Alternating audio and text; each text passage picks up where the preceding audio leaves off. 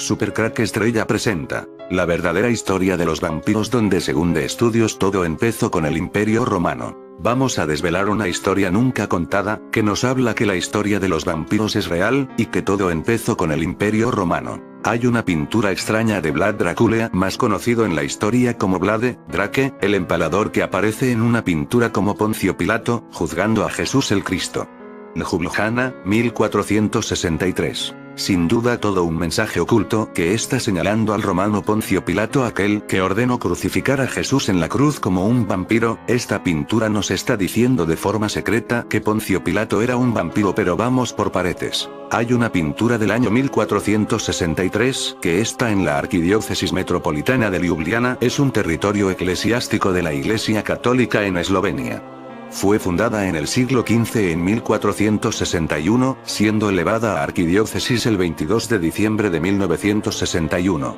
Actualmente es una sede vacante, ya que su último arzobispo, Monseñor Antón Estrés, fue reasignado.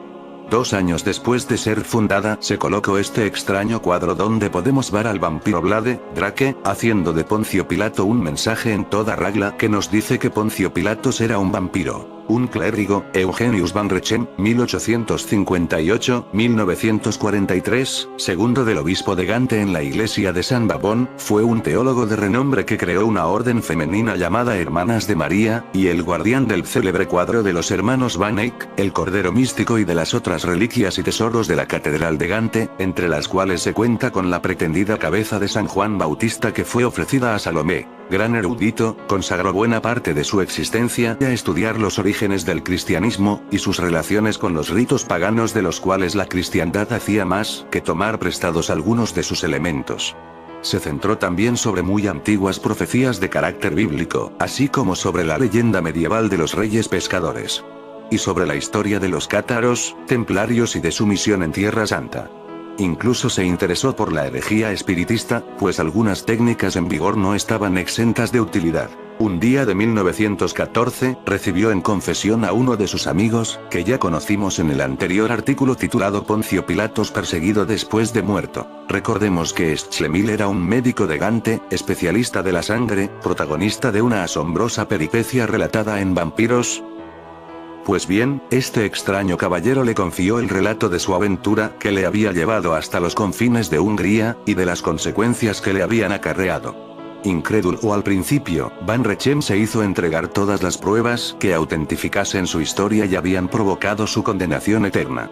Estas consistían en una maleta y los rollos de cera que contenían las grabaciones del testimonio del cazador de vampiros. Lentamente, su visión del cristianismo cambió, acompañada de un cierto malestar, y particularmente cuando entró en contacto con el arqueólogo que, el primero, había descubierto la tumba panoniana.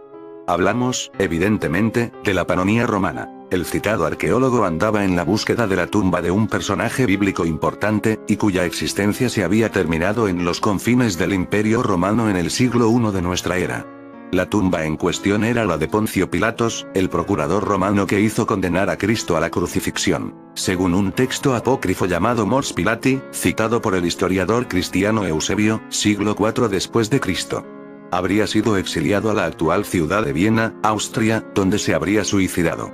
Viena entonces se llamaba Vindobona, en la época romana. Tras el descubrimiento de lo que parecían ser las ruinas de la mítica ciudad de Troya, por el multimillonario Schliemann, pocos años antes, algunos arqueólogos aficionados no dudaron en fiarse de las leyendas para llevar a cabo sus búsquedas arqueológicas. Tras haber llevado a cabo infructuosas búsquedas cerca de la ciudad francesa de Vienne, en el Delfinado, en el lago Pilate, y en Suiza, en el monte del mismo nombre en cuya cúspide se encuentra igualmente un lago, acaba por llegar a Austria y Hungría, entre las ciudades de Viena y de Budapest.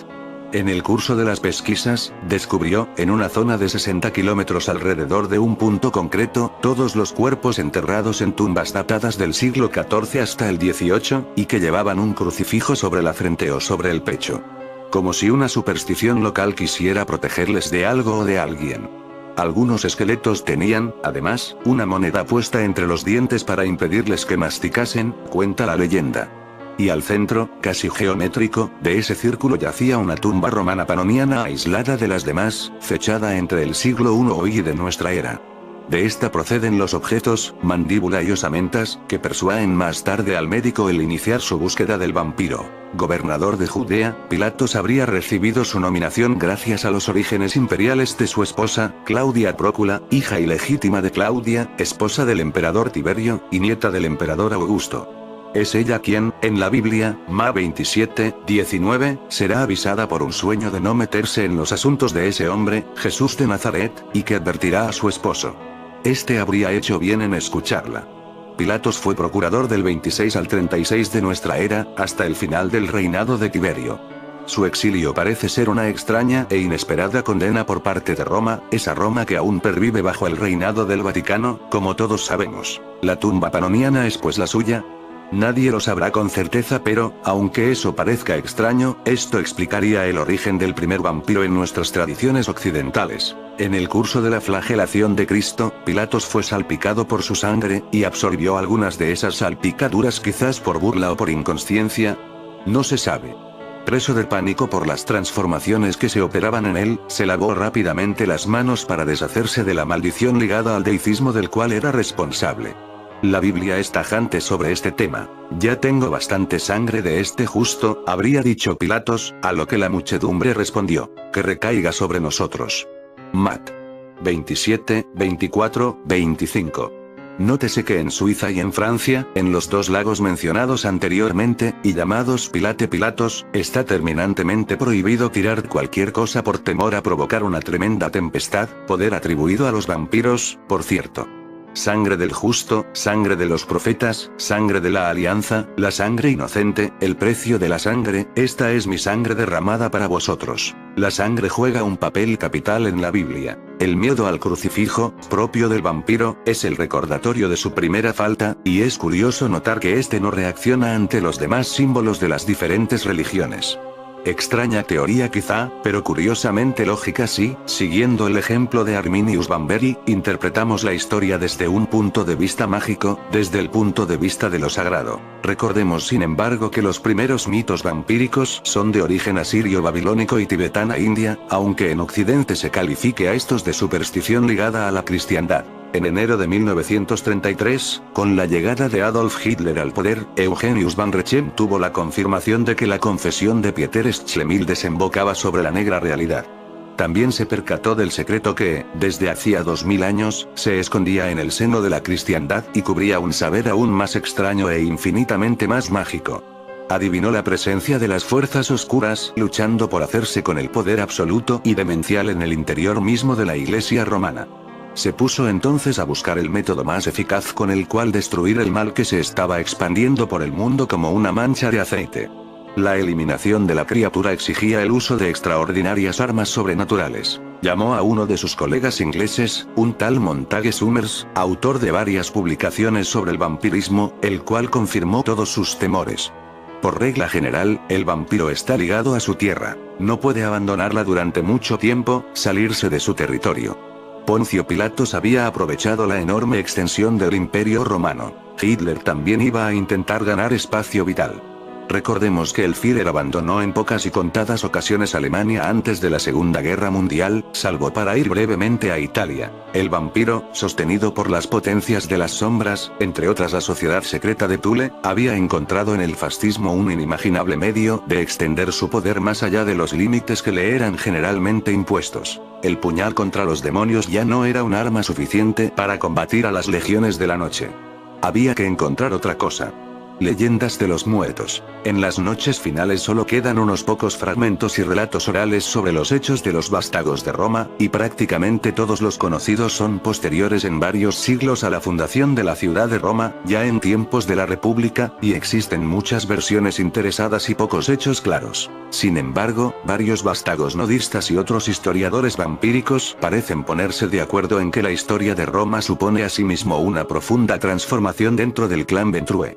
Aunque hasta el momento algunos vampiros de este linaje habían ocupado algunas posiciones de liderazgo en los imperios de la antigüedad Sumeria, Babilonia, Persia, Grecia, la mayoría ocupaban otro tipo de posiciones menos destacadas y tipo de posiciones menos destacadas y más orientadas al ámbito académico o religioso. Consejeros, eruditos, sacerdotes, administradores, y no solían decantarse por las posiciones de autoridad directa. A lo largo de este período el clan sufriría una progresiva pero continua metamorfosis, a medida que sus miembros asumían posiciones de liderazgo entre los demás no muertos, adquiriendo poco a poco las instituciones internas y muchas de las tradiciones y costumbres que actualmente ostentan los Ventrue en la actualidad. Pero para conocer los orígenes de Roma es necesario remontarse a la historia de los vástagos de la península italiana, algo que, como ya se ha mencionado, resulta harto difícil debido a la escasez de datos disponibles. Entre las diversas leyendas vampíricas, se dice que los etruscos, un pueblo de origen desconocido, fueron llevados a la península italiana por una alianza de 13 vampiros de diversos clanes. Entre estos 13 vampiros destaca la figura del legendario Tinia, que se hizo adorar como dios de los cielos por los etruscos. Aunque en casi todas las fuentes se le considera un nativo de Etruria abrazado por el fundador del clan Ventrue o tocado por la divinidad, según las versiones, en algunos relatos se afirma que procedía de Asia Menor, de donde habría emigrado el pueblo de los etruscos. Aunque Tinia constituye toda una leyenda entre los Ventrue, que en ocasiones le dan el nombre de Zeus y Júpiter, afirmando que fue su figura la que dio lugar a la mitología del dios del cielo y la lluvia por donde quiera que viajó, parece más probable que se tratara de un sacerdote de la divinidad, que finalmente recibió poder para elevarse de su posición de servidor. Tinia era a su vez servido por sus dos chiquillas, su esposa Uni y su hija Minerva, Juno y Minerva, que constituían una presencia inseparable en sus santuarios.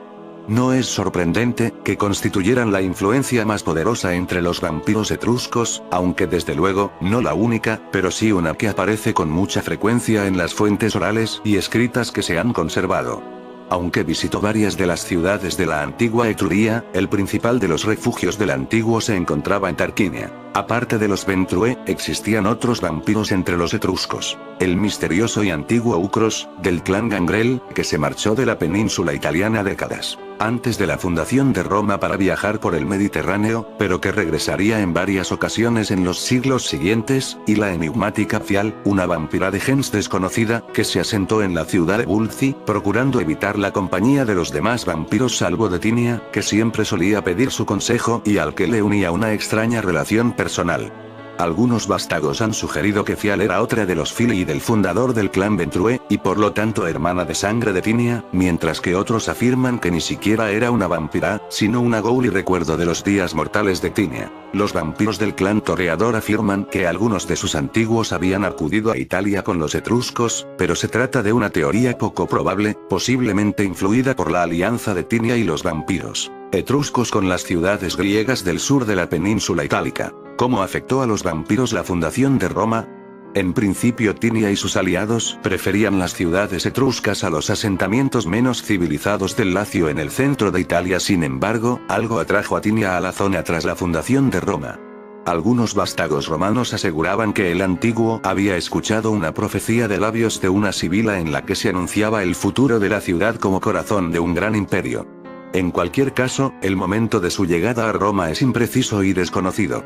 Los primeros relatos sitúan a Tinia ya en Roma en compañía de su filius Collad varias décadas después, ya situada la monarquía romana en el poder. La identidad de Collad resulta tan desconocida como la de su pater, aunque nadie duda de que se trataba de uno de los primeros habitantes de la ciudad de Roma tras su fundación, sin duda atraído por el prestigio y las promesas de Rómulo y Remo, o simplemente uno de los primeros romanos nacidos en la ciudad. Las escasas descripciones que han llegado de él lo describen como un hombre maduro y fuerte, curtido en la ganadería y el arte de la guerra.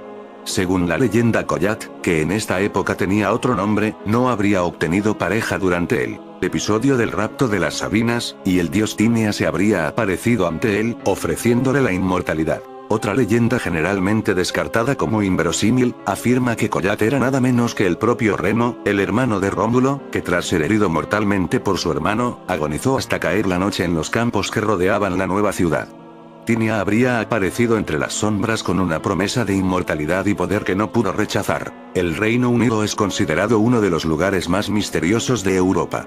Y no se debe precisamente a su sombrío clima, donde abunda la niebla y la lluvia, o sus históricas y emblemáticas edificaciones, como los centenarios cementerios o castillos medievales, sino que más bien por su historia oculta.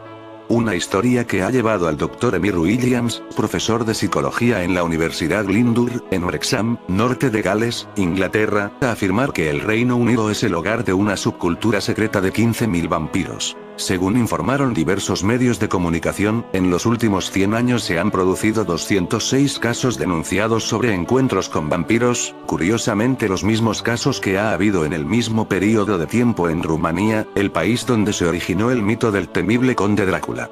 El investigador paranormal Lionel Fantorpe detalló que en sus pesquisas descubrió 11.204 informes relacionados con fenómenos inexplicables desde 1914, 206 de ellos en referencia a encuentros con vampiros.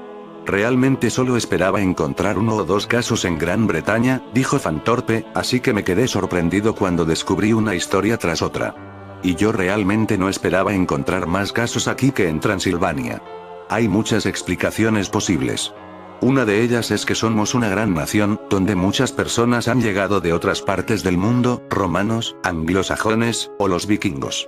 Así que estas criaturas llegaron aquí como parte de una invasión y se quedaron, o incluso no tenían medios para salir de nuevo, pero fueron los romanos los que dejaron su linaje vampírico en la isla. La conexión Vlad Tepes con Roma, del personaje Drácula es por todos conocido, especialmente debido a la ficción literaria de Bram Stoker. Se han llevado a cabo adaptaciones de todo tipo, tanto de la historia como del personaje en el cine y en la literatura. Bram Stoker tomó el nombre del príncipe Vlad III Drácula para crear su narración. Sin embargo, la conexión solo se encuentra en el nombre. La historia de la novela y la de Vlad III son muy distintas. Este caso es uno en los que la historia real, sin ser vampiro, supera en crueldad y en derramamiento de sangre al personaje literario. Vlad Tepes, el empalador, es el nombre con el que el siniestro personaje pasó a la historia. Sin duda una denominación merecida por sus macabras prácticas. Vlad Drácula nació en la Sajona rumana, en Sighisoara, el año 1431 y heredó el trono de Valaquia. Se cuenta que ya desde su infancia el joven Vlad observaba las ejecuciones públicas con verdadera fruición y disfrutaba del ajusticiamiento de los criminales condenados. Esta oscura inclinación se desarrolló a lo largo de los años en el príncipe, que acabó convirtiéndose en un monarca obsesionado con la limpieza de sus dominios. Se cuenta que despreciaba a gran cantidad de personas como pobres, razas diferentes, enfermos o buena parte de la nobleza, y no tuvo reparo en eliminarlos con castigos crueles, sin importar que se tratara de niños o mujeres. El nombre Drácula tiene un curioso origen. El emperador del Sacro Imperio Romano Germánico, Segismundo de Luxemburgo, creó la Orden del Dragón para contener y luchar contra los invasores otomanos. El padre de nuestro personaje, Vlad II, perteneció a dicha orden nobiliaria de caballería, por lo que se lo denominó Drácula. Vlad Drácula, el padre, desempeñó con orgullo su pertenencia a la Orden del Dragón, de modo que usó el símbolo de esta bestia mitológica en sus escudos y banderas. Aquí podemos ver que el autor de la novela Drácula sabía de esta conexión del padre Vlad II con Roma, ya que él formaba parte del Sacro Imperio Romano Germánico, Segismundo de Luxemburgo, y pertenecía a la Orden del Dragón, así que había una descendencia de aquel enorme imperio romano donde nacieron los vampiros. En fin, amigos de Supercrack Estrella, si el video te gustó, pulgar arriba.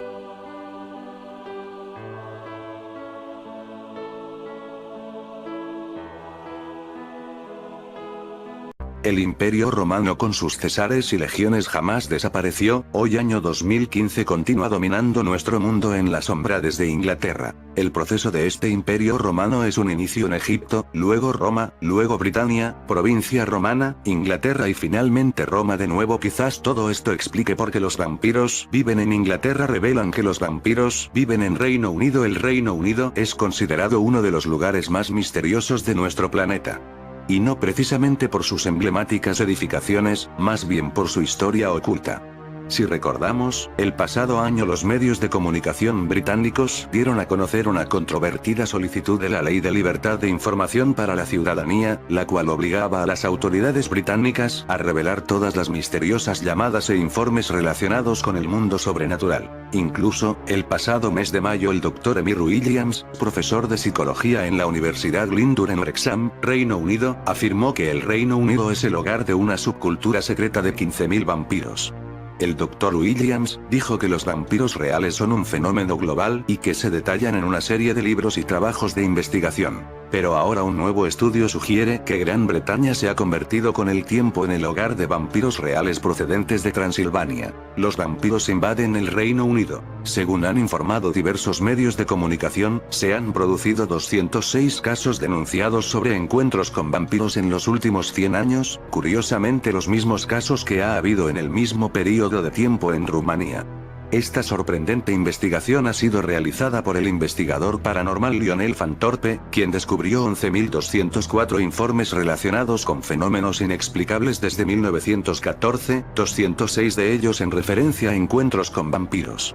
Fanthorpe, a pesar de tratarse de un investigador en lo paranormal, se sorprendió al ver el número de informes que implican a los no muertos. Realmente solo esperaba encontrar 1 o 2 casos en Gran Bretaña, dijo Lionel Fanthorpe a los medios de comunicación.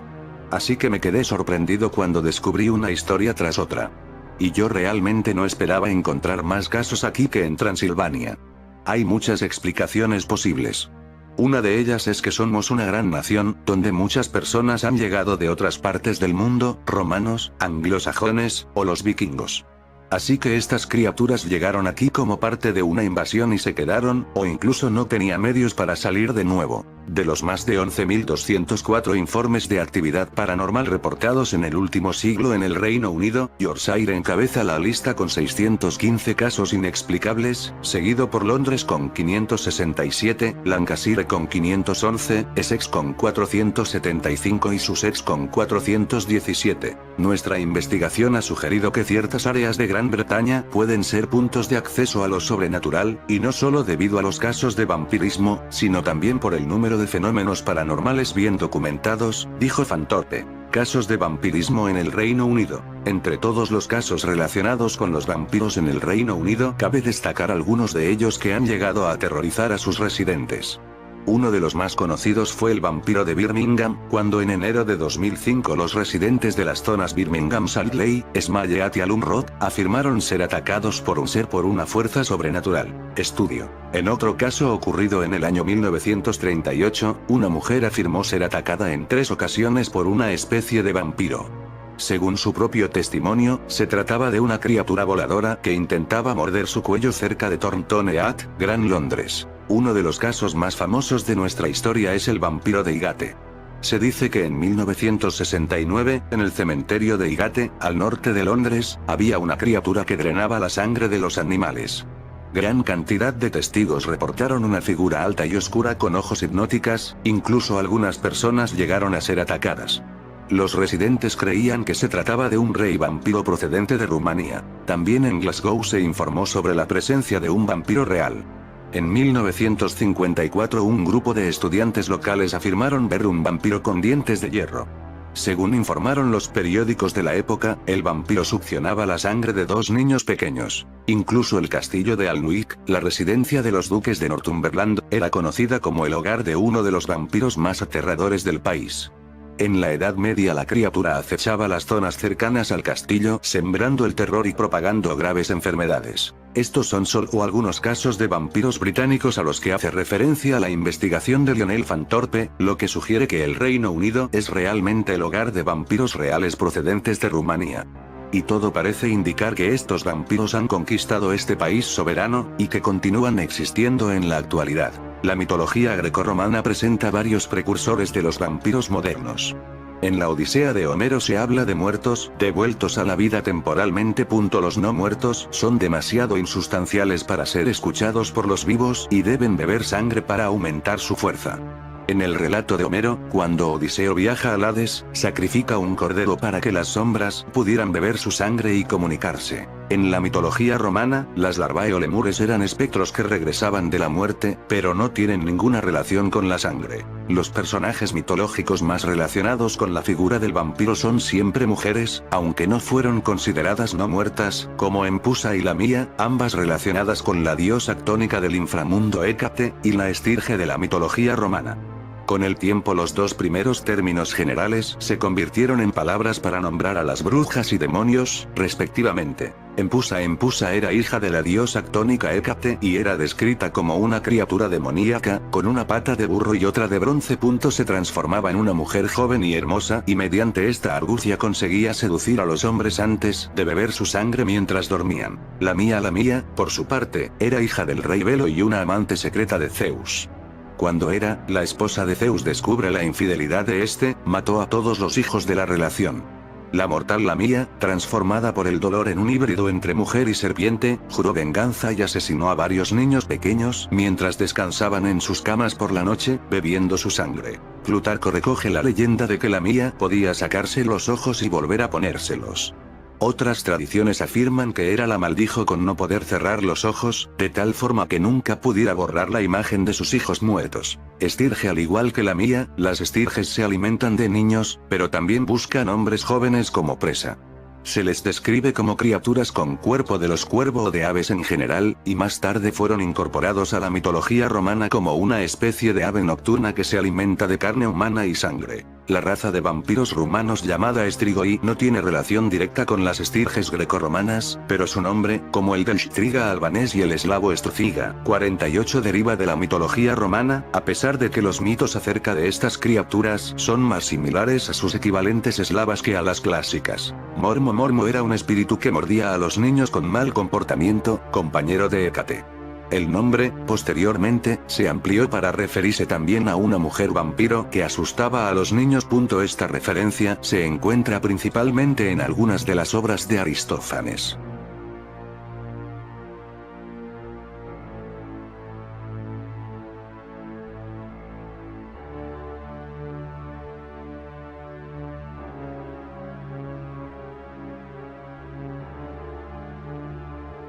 Supercrack Estrella presenta la existencia del rey escorpión en tiempos de Sodoma y Gomorra. Un descubrimiento sorprendente en uno de los templos de la ciudad. Una cabeza de masa de piedra caliza, muy fragmentada, datada aproximadamente hacia 3100 a.C.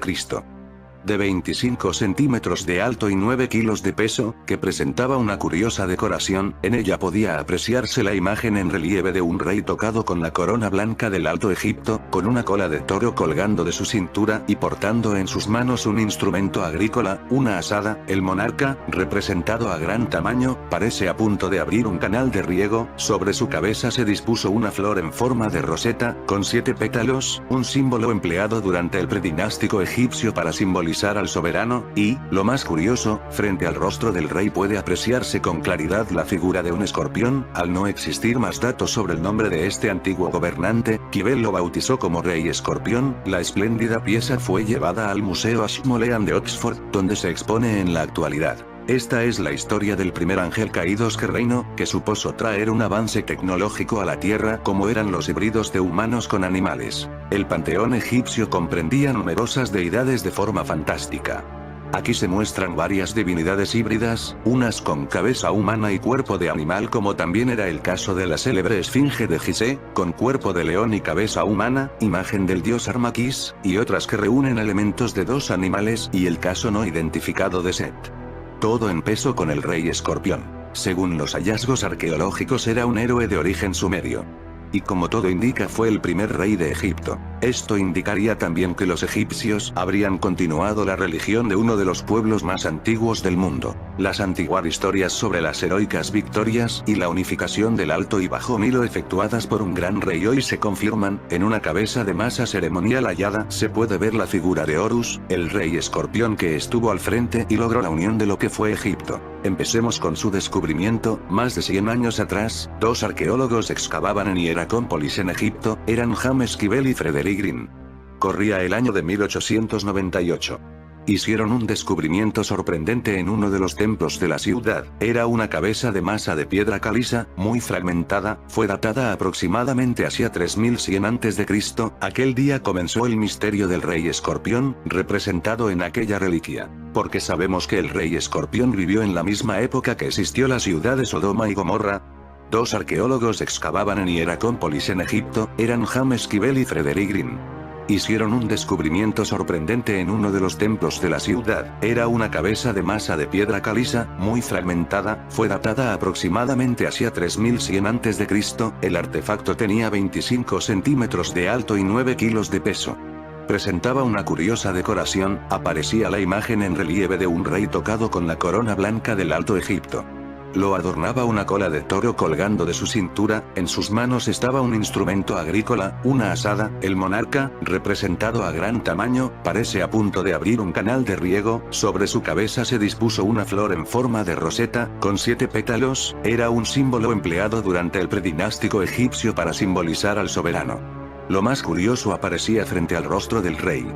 Puede apreciarse con claridad la figura de un escorpión. No existían más datos sobre el nombre de este antiguo gobernante. Quibel entonces lo bautizó como Rey Escorpión. La espléndida pieza fue llevada al Museo Ashmolean de Oxford, y allí se expone en la actualidad.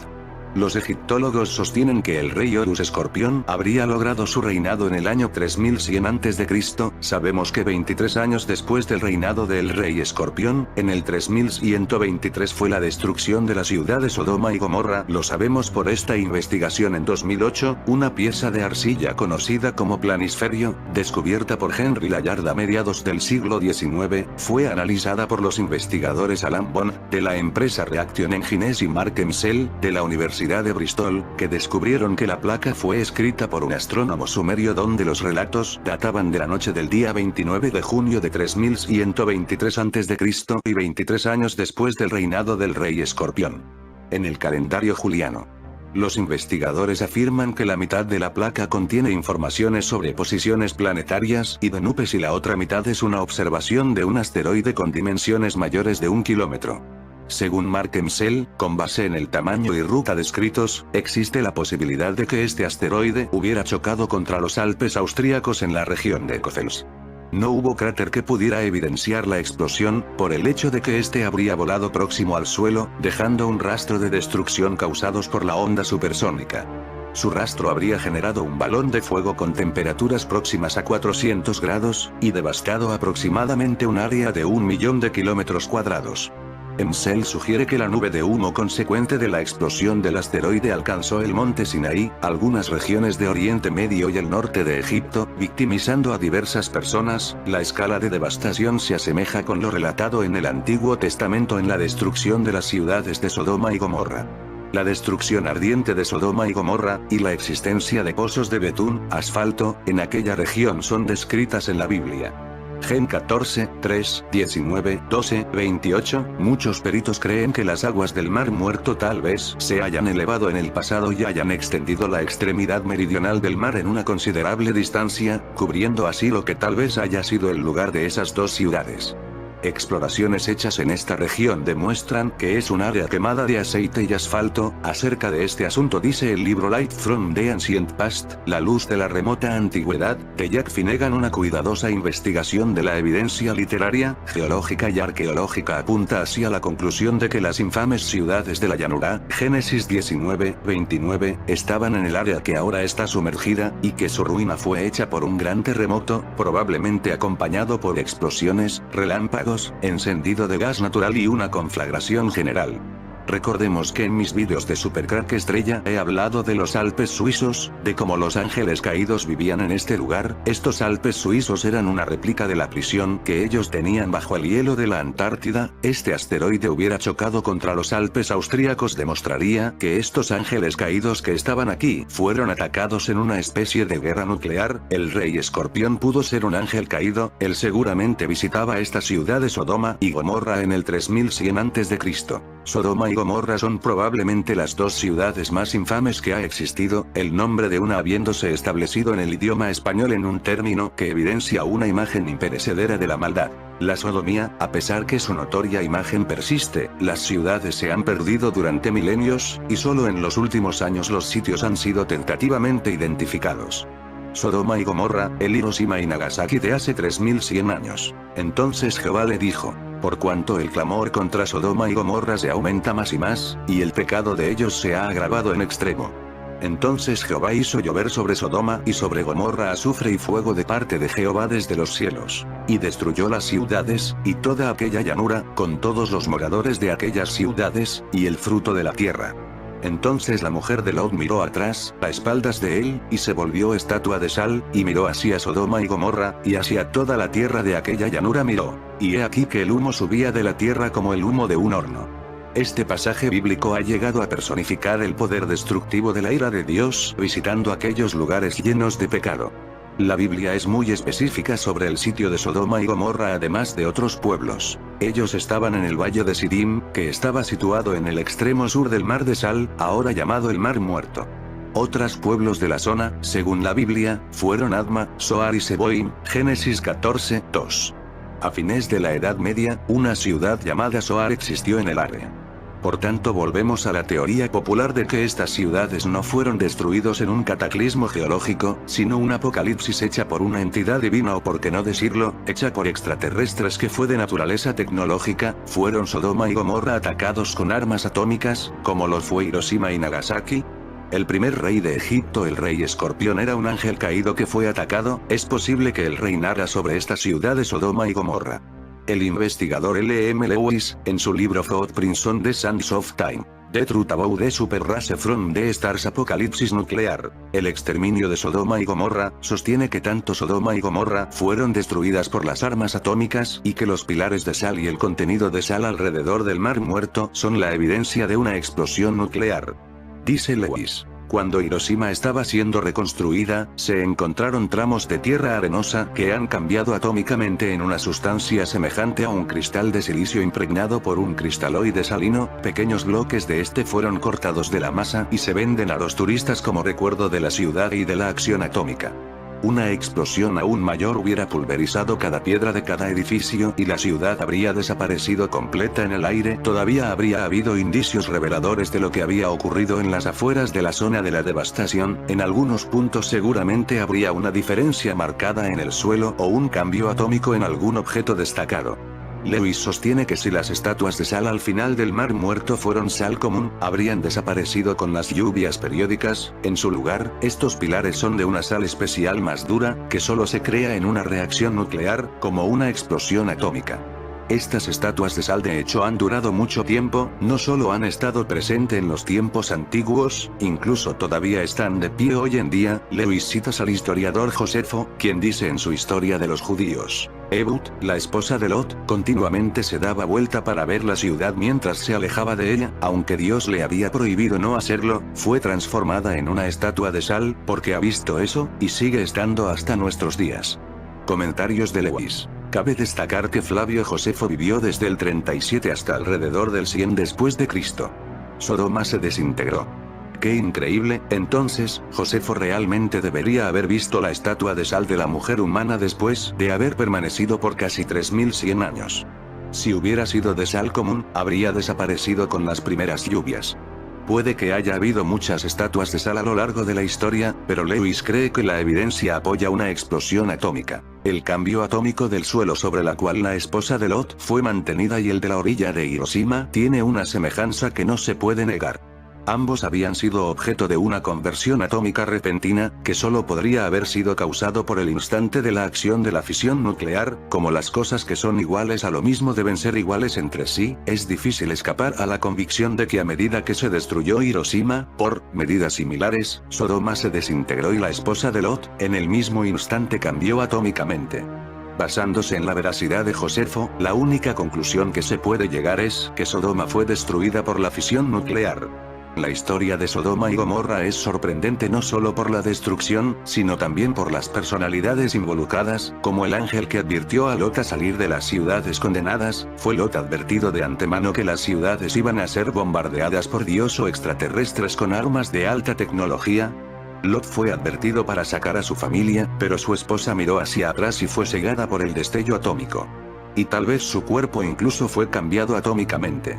Este ataque fue contra un ángel de los caídos a la tierra, el primer rey que se coronó en Egipto llamado Rey Escorpión, que reinaba sobre esta ciudad de Sodoma y Gomorra. Puede también que esta ciudad fuera aliada del Rey Escorpión, allí podría haber tecnología de estos ángeles caídos. El ataque empezó en lo que hoy llamamos Europa en la sosa de Alemania y Suiza, pero se extendió por Asia y Oriente. En el extremo sur del Mar Muerto, hoy en día está una planta química moderna llamada DHC Chemical Works. Se dice que esta gran planta química tiene una fuente inagotable de minerales valiosos, incluyendo sales radiactivas, con la que trabajar. Son algunos de estos productos químicos resultado de una antigua explosión atómica. Los elementos básicos de la historia de la destrucción con fuego y azufre no podría haber sido entendidos en la forma que han sido interpretados hasta la era moderna. Lot tuvo que alejarse de la explosión más de lo posible. Detrás de una montaña, la explosión o las explosiones causó la destrucción de al menos 2 ciudades, presumiblemente un área bastante grande. La esposa de Lot miró hacia atrás en la explosión, mientras estaba huyendo de todas sus posesiones y, probablemente, de su familia. Algo la mató y cambió su cuerpo para aparecer como una estatua de sal. Los ángeles no podían hacer nada hasta que Lot llegue a un lugar seguro y, finalmente, por la mañana, Abraham miró en la dirección de la explosión mientras el humo subía como el humo de un horno. En términos modernos lo llamaríamos un hongo. ¿Cómo puede alguien, hace miles de años, haber escrito una descripción tan precisa y detallada de una explosión termonuclear? Seguro que nadie. En esta historia el Señor Dios claramente no aprueba el comportamiento de estas personas y las destruye en su totalidad. Esta fue una guerra contra los ángeles caídos, y el más importante de todos ellos era el Rey Escorpión, el primer rey de Egipto. Se deduce que ya en esa época Egipto controlaba su agricultura. Los egipcios de entonces ya eran capaces de construir canales y embalses. Escorpión parece inaugurar un nuevo cauce. Aparecen personajes trabajando la tierra y transportando una especie de palmera, lista para ser plantada. 100 años después, en 1988, una misión arqueológica alemana era dirigida por el egiptólogo Günther Dreyer. Excavaron hallando un cetro de marfil, símbolo del poder real, y unos 400 recipientes cerámicos procedentes del Próximo Oriente. Algunos de estos llevaban pintado en uno de sus lados el símbolo del escorpión. Era la tumba del misterioso gobernante. No se confirmó, pero se dató hacia 3200 a.C. Se sospecha que perteneció a otro rey escorpión, al que le han llamado Horus Escorpión I. Está claro que los alemanes saben mucho sobre todo esto desde hace ya mucho tiempo. Pero entonces, ¿quién fue el rey escorpión representado en la cabeza de Masa? Los relieves de esta pieza indican claramente que era un rey del Alto Egipto. Una teoría dice que fue el padre de Narmer, el rey al que por unanimidad se atribuye la unificación de Egipto. No se sabe con total seguridad dónde fue enterrado. Dreyer y su equipo apuntaron como posible lugar de enterramiento de este gobernante la tumba B-50 del llamado cementerio B de Abidos. Consta de 4 cámaras. Cuando la excavaron, los arqueólogos descubrieron que estaba completamente vacía. Es difícil saber quién fue su propietario. Los egiptólogos piensan que su orientación es un factor a tener en cuenta para afirmar que es la tumba de Escorpión II. El misterio del rey escorpión sigue vigente. Hollywood le dedicó 4 películas, pero nada de lo que se ve allí se acerca remotamente a su posible historia. Algún día, aquella figura tallada en una vieja herramienta por fin encontrará su forma de contarnos su historia. Hoy en Supercrack Estrella ya sabemos más que ningún libro de historia sobre él. Los egiptólogos sostienen que el rey Horus Escorpión habría logrado su reinado en el año 3100 a.C. Logró llegar al trono conquistando Nejen, Hieracómpolis, la ciudad predominante del Alto Egipto, transformándose en el primer rey soberano de toda la nación. Para su asunción fue construido el bastón ceremonial, donde en su cabeza está la imagen que sobrevive 5000 años después. La verdadera causa que hizo que esta leyenda siga viva a lo largo del tiempo se debe al desconocimiento del personaje, de su propio nombre o de la fecha concreta que abarcó su reinado, motivos que han llegado, incluso, a convertir dicha figura histórica en un verdadero reclamo cinematográfico. ¿Realidad o ficción?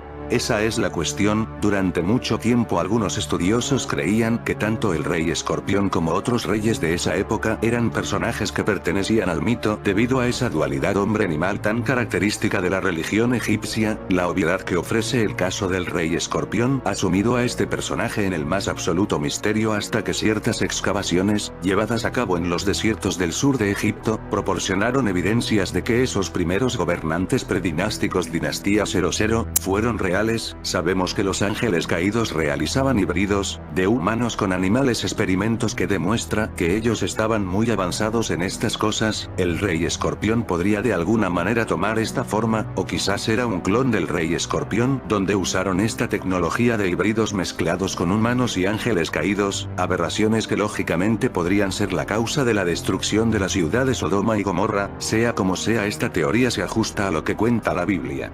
Dos son los hallazgos reveladores. El primero surgió a partir de la fervorosa labor realizada en el siglo XIX por los arqueólogos John C. y Deborah Darnell, tras ser hallada una tablilla de piedra en donde se representaba una procesión en donde un gobernador regresa a la ciudad de Abidos tras destronar al líder de Nakada. Otros elementos como un halcón dibujado encima del escorpión que simboliza a Horus, uno de los dioses egipcios y también nombre utilizado para simbolizar al rey de la historia egipcia, nos desvela la verdadera historia del que fuera primer faraón de Egipto. Otro hombre con una vara junto a un ave de cuello largo que lleva a una serpiente en el pico simboliza la victoria del orden sobre el caos. El detalle de un hombre cautivo con una melena muy larga, amarrado con una soga a la barba larga y blanca de otro señor con el pelo corto continúa con el desenlace de la victoria, con la supuesta ejecución del rey vencido. La cabeza de un toro detrás del prisionero tal vez represente su nombre. Como anécdota, destacar la existencia de una representación de una silla, la primera documentada en este tipo de restos, hecho que ha generado distintas interpretaciones y que parece apuntar a que esta silla verdaderamente simboliza el poder femenino detrás del trono, en esta ocasión, representado por una diosa. La segunda referencia documental es un raro artefacto, una de las obras de arte más antiguas de Egipto extraída de excavaciones similares a partir de la labor arqueológica del Dr. Kibel y del Dr. Green durante la expedición de 1987-1998, en el depósito principal de Hieracómpolis. El hallazgo es una cabeza de masa de forma redondeada de piedra caliza de 25 centímetros de alto realizada en caliza con 3 registros en los que se supone que se representa el capítulo sobre la tentativa de unificar los territorios del sur sobre los del delta y la inmediata organización del país, aunque el llamado rey escorpión solo ostente la corona blanca, representación del Alto Egipto, sus dimensiones y el hecho de que está decorada nos muestra que es un artefacto ritual y no una verdadera cabeza de masa con las que los reyes solían aplastar las cabezas de los enemigos. En definitiva, el símbolo más antiguo conservado perteneciente al poder real egipcio. El curioso apelativo que sus contemporáneos le atribuyeron creemos que aludiría a las cualidades guerreras del personaje a través de la comparación del rey con la enorme resistencia del escorpión a la sequedad del desierto, fuera de su letalidad. Y continuando con las teorías lanzadas por arqueólogos expertos en el tema, hemos de añadir que es más bien poco lo que sabemos acerca de la cronología exacta en la que se desenvolvió el gobierno de este rey. Dicha suposición y la información extraída de los hallazgos arqueológicos nos inducen a la lógica de que fue el rey escorpión el primer rey de Egipto y que durante su reinado se financió una gran empresa por el futuro de la región de Egipto. Así que somos conscientes de que hacia el 10.000 a.C. La desertización del norte de África obliga a las tribus nómadas a desplazarse hacia el Nilo en busca de un hábitat adecuado a sus necesidades. Ya en el 3500 a.C., las tribus nómadas empiezan a asentarse a lo largo del río Nilo formando estables asentamientos que, gracias a la fertilidad de la tierra, darían lugar a aldeas y ciudades. Los lazos de amistad y enfrentamientos existentes entre los distintos poblados llevaron, hacia finales del cuarto milenio antes de Cristo, a la aparición y rivalidad de dos grandes entidades políticas de tipo monárquico, un reino en el norte, o Bajo Egipto, y otro en el sur, o Alto Egipto, de ahí el nombre de doble país o las dos tierras, como se conoce a Egipto.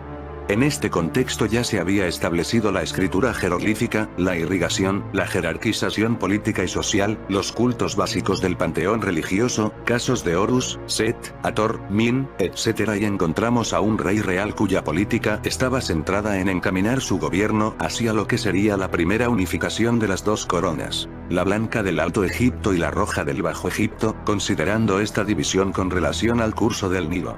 Son muchas las que han suscitado dichas teorías, entre las que destacan aquellas que atribuyen la unificación a reyes posteriores. En cualquier caso, la opinión más generalizada es que Escorpión se constituyó uno de los últimos representantes de la lucha por la unidad del Egipto predinástico, que Narmermenes sería el fundador del imperio y que Aa sería su primer sucesor.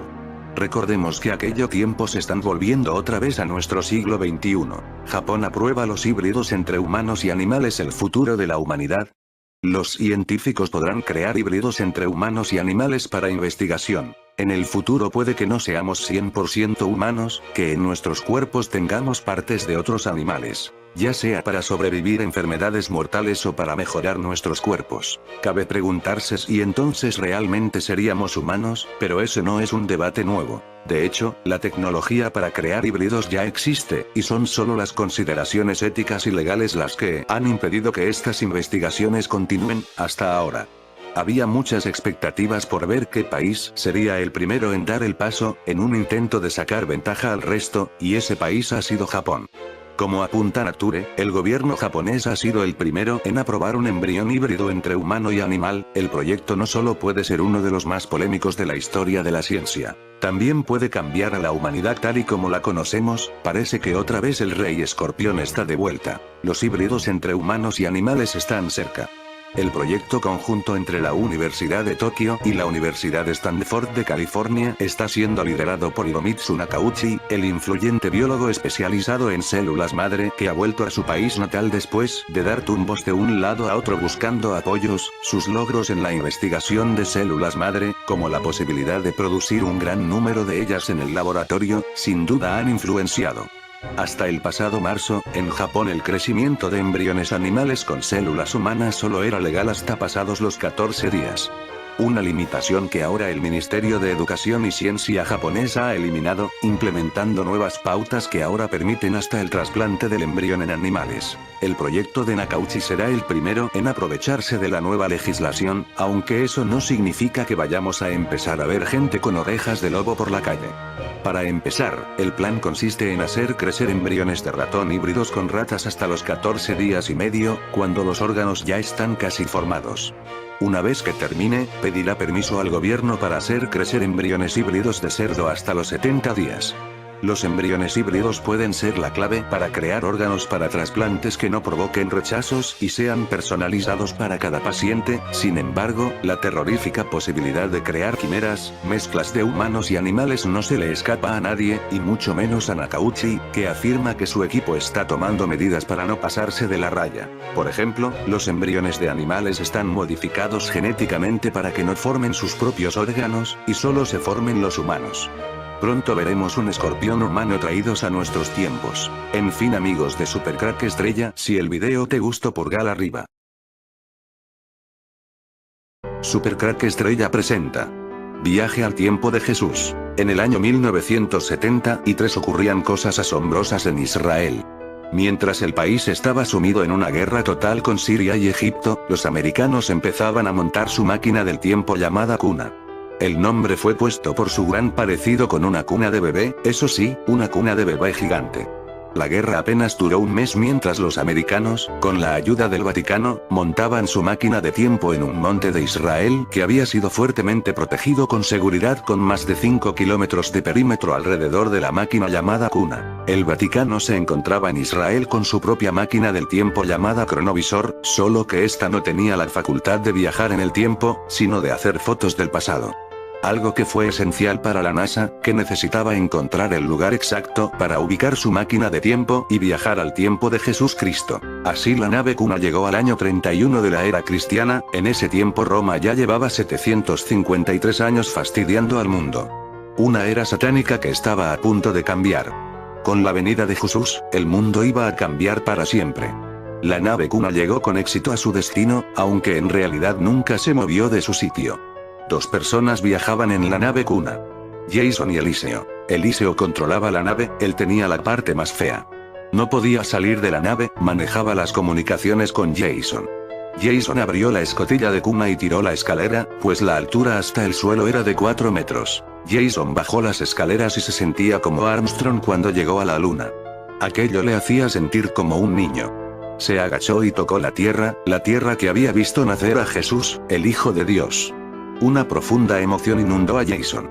Eliseo estropeó aquel momento hablando por la radio que se comunicaba con un bastón multiusos que tenía Jason.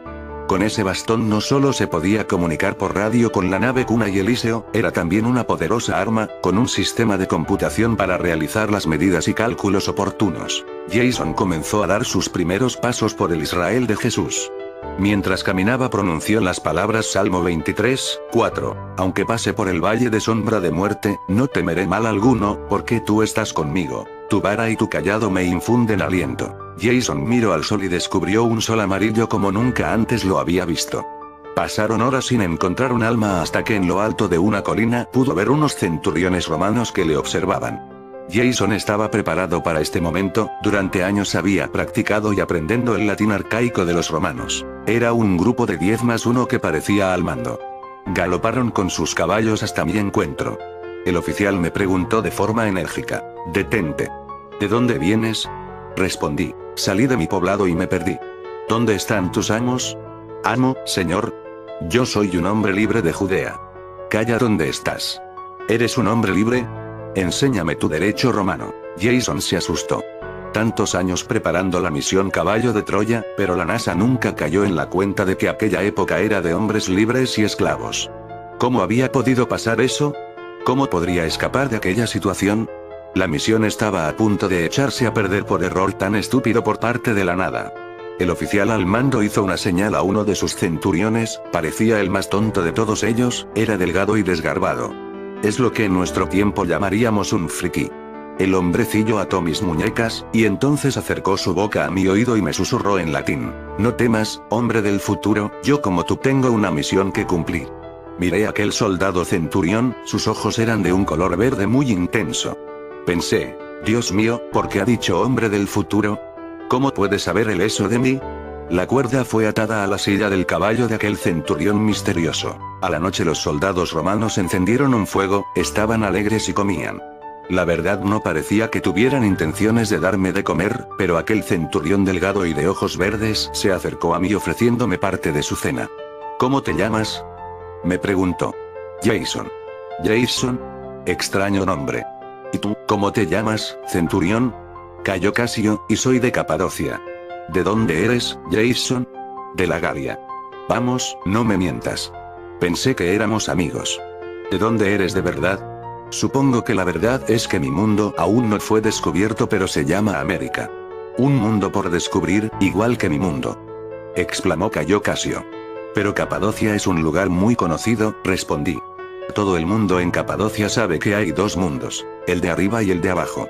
Yo soy del mundo que está abajo. Como es arriba, es abajo, pero los que estamos abajo estamos ocultos en este mundo de arriba. Lo mismo que tú, Jason, oculto en otro tiempo. Pero he traído esta bebida que tanto alegra el alma. Es roja. ¿Te suena, Jason? Por favor sirve tú, pues mi vista en este mundo con sol no es del todo buena. Y de noche apenas puedo ver bien». En este punto Jason no tenía duda. Aquel centurión misterioso conocía todo sobre Jason. «Bien, Cayo Casio, hablemos claros y digamos solo la verdad. ¿Por qué sabes tanto sobre mi persona?». «No soy tan estúpido como crees, aunque tenga esta apariencia humana, no soy lo que ves». «Dices que vives bajo tierra en Capadocia, ¿te refieres al infierno?». «¿El infierno? ¿Qué es eso?». «Ah, ya, te refieres al sol. Pero nosotros estamos aquí en la tierra, mejor dicho, bajo la tierra. En mi mundo hay ciudades y tenemos grandes inventos, quizás no sean como los vuestros, pero no están mal». Jason cada vez está más asustado. «Dime, ¿eres un ángel caído?». Cayo Casio empieza a reír. «¿Ángel caído? ¿Por qué? Yo no caí de ninguna parte». «¿No llegaste del cielo? ¿Te refieres a eso que está allí arriba?». «Sí, se puede decir que sí. Pero piensas que llegamos volando». «Por Dios, Jason, por Dios. ¿Cómo llegaste a mi mundo?». «Con una máquina». «Pues nosotros también. Por las noches se puede ver nuestra máquina allí arriba. Antes podíamos viajar hasta ella, pero con el dichoso diluvio toda nuestra tecnología se fue al traste». «Cuando dices que es tu máquina y que se puede ver en la noche, ¿te refieres a la luna?». «Luna, si es así como lo llamáis, Jason, entonces sí, con la luna llegamos nosotros y todo era perfecto. Vivíamos en armonía con tu gente. Pero después del diluvio tuvimos que vivir bajo tierra, y ahora nos quieren encerrar». «¿Quién os quiere encerrar?». «Ese por el que tú has venido». «¿Quién?». «Tu Jesús, Jason, es esa mi misión». «Repíteme tu nombre». «Cayo». «Cayo Casio Longinos». «No puede ser», continuará. Ciudad subterránea reptil de Derinkuyu en Capadocia, Turquía. El enigma ya se ha resuelto. Son cuevas de reptilianos. Nos quieren hacer siempre comulgar con ruedas de molino. No hay explicación lógica, sin conspiranoia. Cuando vemos un ovni o alien en pinturas rupestres, junto con bisontes, es que son eso, lo que veían los antiguos y lo pintaban. La Tierra es en parte hueca y tiene tremendas oquedades y cuevas de miles de kilómetros. Los reptilianos viven allí antes de los humanos y los lagartos lacerta, que son distintos y enemigos irreconciliables y más pacíficos. Como con los humanos, hay muchas razas y variedades de reptilianos. Según Colin Rivas, los reptilianos fueron creados genéticamente como los humanos, tomando ADN de reptiles y advirtiendo sus características y poder como seres jerárquicos agresivos de sangre fría. Hay más de 200 ciudades subterráneas en Capadocia, solo nos muestran los primeros pisos, hay cientos más. Estas ciudades existen en todo el mundo. Hay enormes complejos en Perú y Bolivia, en Cuzco por ejemplo, que han sido investigadas por muchos autores, hasta donde nos dejan. Estas cuevas comunican toda América. En Perú los túneles de Coriancha acaban en la jungla amazónica. Que la ciencia oficial nos explique qué pinta eso ahí. La leyenda inca cuenta que los primeros incas, como Manco Cápac, llegaron de cuevas subterráneas. Julio Verne era un masón y conocía el secreto de la tierra hueca, por eso se anticipó de nuevo en Viaje al centro de la Tierra. Olaf Hansen dijo haber entrado a ciudades subterráneas dentro de la Tierra en la zona polar norte y sur. Biografía de Josh Emerson, el dios 1, la llamada Shambhala Menor. Él y su hijo dijeron haber visto ciudades fabulosas e incluso ovnis. El padre murió y el hijo contó la historia a Emerson a los 90 años en su lecho de muerte. Cuando intentó contarla antes, procuraron meterle en un manicomio. Algo que también contó el almirante Byrd, que encontró un mundo dentro del Polo Norte. En la Antártida se dice que Hitler huyó a una base secreta tras su falso suicidio del búnker. Varios testigos le vieron en Sudamérica Sur. Según los autores esotéricos y otras fuentes privadas de canalizadores y niños índigos, hay otras grandes ciudades intraterrenas como la mítica Shambhala y Agartha en Asia, Telos en Monte Shasta, Posit, Ciudad Atlántida en el Mato Grosso de Brasil, Shonse, colonia lemuriana en el Himalaya, Rama en Raipur India, Xinhua en China Mongolia y una colonia en el Monte Lassen de California. Si el vídeo te ha gustado dale al pulgar arriba y suscríbete a mi canal. Supercrack Estrella presenta. El sargento Barry Sadler es el mayor Jason de Caballo de Troya. Barry Allen Sadler fue un soldado, cantante, compositor y autor estadounidense. Sadler se desempeñó como médico de la Boina Verde, logrando el rango de sargento mayor. Sirvió en la guerra de Vietnam desde finales de diciembre de 1964 hasta finales de mayo de 1965, la mayor parte de su trabajo tiene un tema militar, y es mejor conocido por su patriótica Ballad of the Green Berets, un éxito número 1 en 1966, pero además todo apunta es que es el mayor Jason del libro de J. Benítez Caballo de Troya. Barry Allen Sadler escribió una novela teóricamente como ficción, pero esta historia era real, nos cuenta su experiencia como viajero del tiempo y uno de los personajes que más le impactó en esos viajes del tiempo la vida de Casca Rufio Longino, el soldado en las legiones romanas que conducía el Santa Lanza en el lado de Jesucristo en el Gólgota, y, en las novelas, que está condenada por Jesús a vagar por la tierra sin rumbo, siempre como un soldado, hasta que la segunda venida, el carácter se basa libremente en la Longino leyenda del cristianismo. Nadie mejor que Barry Allen Sadler, para escribir novelas de la vida de Jesús Cristo. ¿Quién mejor que el que pudo ver a Jesús y hablar con él para escribir novelas de esa época? Barry Allen Sadler es a todas luces el mayor Jason de Caballo de Troya, el personaje real, el mayor Jason. Barry Allen Sadler quedó muy impactado cuando se encontró con el soldado romano Longinos, aquel que clavó su lanza en el costado de Jesús. Las novelas de Barry Allen Sadler hablando de Longinos siempre tenían el mensaje de que Longinos no era un ser humano corriente, prácticamente él quería decir en sus novelas que Longinos era un reptiliano vampiro. Finalmente Barry Allen Sadler murió como suelen morir todos los viajeros del tiempo, asesinado por uno de los hombres de negro. Los hombres de negro son asesinos de viajeros del tiempo, la misión de estos hombres de negro es dar caza a los viajeros del tiempo y matarlos. De esta manera perdió la vida en Guatemala el mayor Jason en el año 1989. Sadler escribió algunas de las primeras novelas de la serie, mientras que los otros fueron asignados a escritores fantasmas. Dos novelas posteriores, Casca 23. El Libertador y Casca 24. El Desafiante, fueron escritos por Pablo de Angelegui. El autor actual, Tony Roberts, ha escrito todas las novelas desde 2006, con exclusión de Casca 29, Inmortal Dragón y Casca 33. El Fuera de la Ley, que fueron escritas por Michael B. Godwin. En abril de 2013, Casca 29, Inmortal Dragón fue retirado de la lista de libros sobre Casca.net debido al supuesto plagio, y poco después su otra novela de la serie, Casca 33, El Fuera de la Ley, fue retirado por la misma razón. Hay otra historia, en la forma de un libro de audio no autorizado, Casca, El Paria, que fue escrito por Paul de Angelegui en 2004. Lo que el mayor Jason nos dejó escrito en sus novelas. Casca se introdujo primero en Casca 1, El Mercenario Eterna. Poco se sabe sobre su vida temprana, aunque vagas pistas se dan en diversos libros de la serie.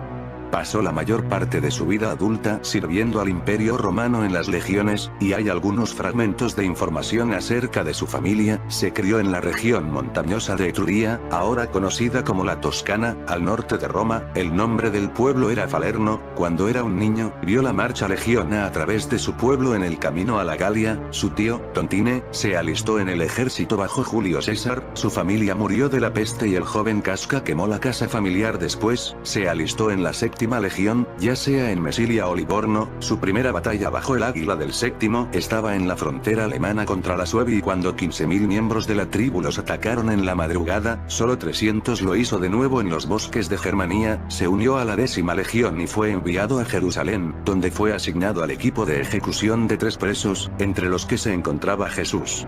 En el Gólgota, Casca apuñaló a Jesús con su lanza. En un intento de aliviar el Jesús de su dolor y sufrimiento, Jesús condenó a Casca diciendo: «Soldado, que está contento con lo que eres, luego de que seguirá siendo hasta que nos encontremos de nuevo, como voy ahora a mi padre, debe un día a mí». Como murió Jesús, la sangre de la herida corría por la lanza de Casca y en su mano, y sin saberlo, Casca probó después de limpiarse el sudor de la boca, causando su cuerpo a convulsionar en el dolor. Casca no comprendía inicialmente lo que le estaba pasando hasta que fue condenado a trabajar en las minas de mano de obra durante un período de 30 años, hay que poco a poco descubrió que no envejece y no puede ser muerto o gravemente herido. Se enteró de que él es inmortal, a pesar de que puede sentir todo el dolor infligido a su persona. Mientras que sus heridas se curan por completo, su cuerpo acumula innumerables cicatrices largo de los siglos. Casca posee una afinidad por las lenguas habladas. Él puede dominar la mayoría de los idiomas que encuentra, incluyendo sus dialectos, expresiones coloquiales, y sublenguas. Casca también es magníficamente experto en armas blancas. Fue entrenado por primera vez como un legionario romano con el Gladius Iberius espada. Más tarde se mejoró las habilidades como gladiador en el Circo Máximo. Casca es fácilmente reconocible por la larga cicatriz en el rostro que posee. Se extiende desde el lado del ojo a la boca en forma de media luna, dándole una mueca permanente. Casca adquirió la cicatriz al tratar de corto cambio a una prostituta local en la Tierra Santa. A través de los años muchos espectadores asumen que Casca recibió la herida, mientras que en la batalla, Casca simplemente se ríe y piensa: si supieran.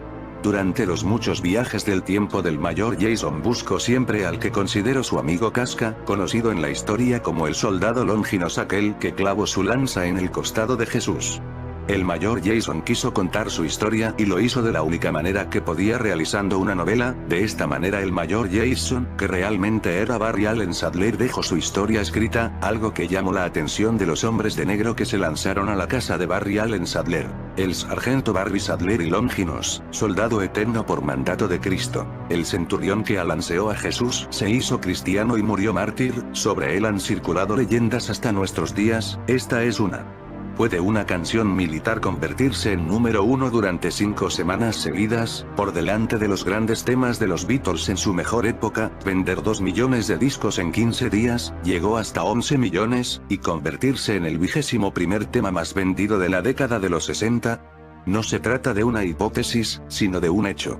En 1966 el sargento Barry Sadler obró el milagro con la balada de los Boinas Verdes, que ratificó su éxito 2 años después, al convertirse en tema central de la película Boinas Verdes, 1968, dirigida e interpretada por John Wayne en la primera gran aproximación del cine a la guerra de Vietnam. Ver abajo la versión en los créditos de apertura y la escena final.